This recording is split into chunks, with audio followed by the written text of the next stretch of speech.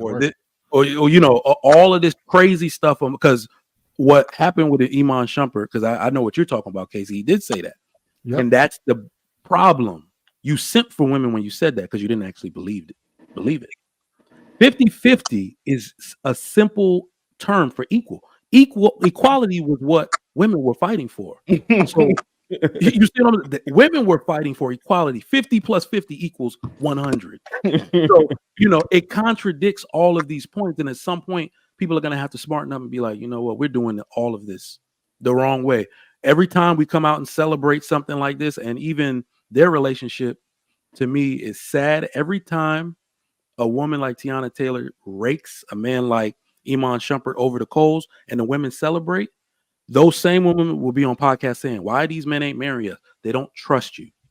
And they don't trust you within the institution of marriage. They don't trust you in a commitment. They don't trust you to co-parent. So keep celebrating while all of us back here, like, just wait, like a ticking time bomb. So it's going to slowly move them back toward us and nudging us like, so how is it being married? You tell me, I'm thinking because this shit ain't it. These women out here crazy, So that's what I mean. Like, it's all necessary. It needs to happen. And then also, and I don't necessarily agree with Iman Shumpert, the whole aspect, because I always disagree with when a woman raked a man over the coals. So I disagree with it the other way around. However, when I was responding to the people in the comments, I said, all of y'all were celebrating when it was happening to a man. You can't then get mad when men start to use the very same laws we've been begging y'all to change. Men have been begging y'all ad nauseum to change these laws and say, hey, look, this is unfair in marriage. And then when you finally reap when the shoe is on the other foot, now you want to be upset and say, oh no, and then appeal to man's manhood as the reason why he should not take advantage of the very same laws that y'all take advantage of every single day. No, if it's wrong, then it's wrong across the board. Don't say, oh, it's okay for a woman to do it because she's a woman and she can take advantage of these laws, but these laws are also men have access to them, and then try to tell a man, but you're a man though, you shouldn't take advantage of these laws. That's not how this works. All is fair in love and war. I don't agree with the laws. How about if you don't agree with it, if you don't like women being raked over the coals, then maybe we should all come together and figure out how to make this shit fair for people so that y'all can walk into marriage with a little more security than you normally do. I think that. Go ahead, Shane. Yeah, you go ahead. Go ahead. So for me, I don't know. I don't really know, and I don't know if they ever came out and said what's the whole reason why they're getting a divorce. But just knowing the information on certain, what'd you say, Shane? I think cheating. But they had an open relationship. That's what I'm confused about. They were having threesomes. They were fucking everybody together. Yeah, so I don't know about the cheating aspect, but it's heartbreaking to me, right? Because I heard him say that she makes like $80,000 more a month or something than him, right? He's a retired NBA player who currently acts. He had a short stint in music, and she makes nearly almost, like $100,000 more per month than him. With the relationship that they portrayed to have, it's heartbreaking to know that you would want your child's father basically emptying his pockets to pour into a household that y'all are gonna share. I don't understand it, and I don't subscribe to it. I feel like if she was always the breadwinner in the situation, what is the reason that he needs to basically empty his pockets per month when she was the breadwinner the entire time? It makes no sense at all to me. It's very I don't want to use the word evil, but I don't see how you claim that you ever.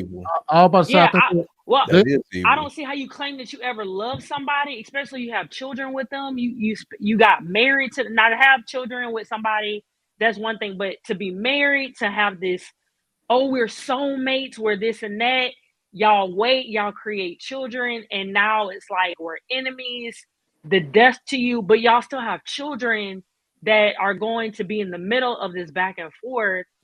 It makes no sense. I don't understand it. I really don't understand it. Two things. One, I think they went off for their net worth, and he is worth way more money than she is.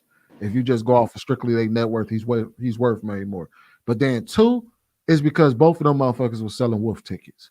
He was selling wolf tickets about what you just said that he was talking about, that whole I believe a man should take care of his woman and all of that. And she was selling wolf tickets when she was saying, oh no, I'm okay with him sleeping with multiple women. I'm okay with all of this going on. It's Traja Love over here. Both of them motherfuckers were selling wolf tickets and all that shit. When the divorce happened, the shit was on display. The first thing she mentioned that he was doing was he was out here cheating. Even though we just heard that y'all was sitting over there telling us that y'all was completely okay with him sleeping around on you, but the very first thing your ignorant ass mentioned is the fact that he cheated on you. That's why makes no sense. She talked about him going out, but when they were married, actually going out without her and bringing back women to her. Like she actually talked about that, and it was all like, I'm cool with it, I'm good with it. It wasn't never like I don't. So it's just I don't know. Yeah, they both was full of shit.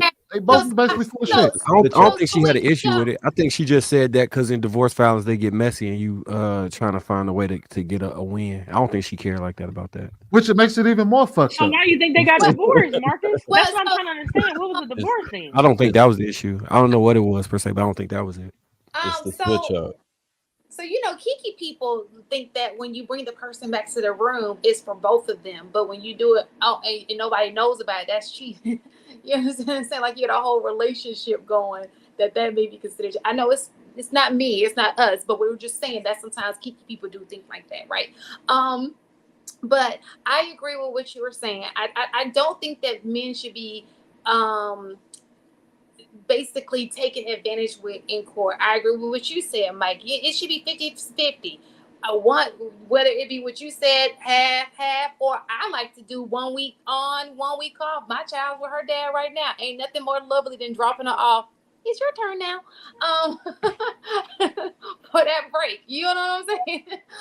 And she love her daddy. Woo, yay for me. So I think that ain't no child support involved. For what?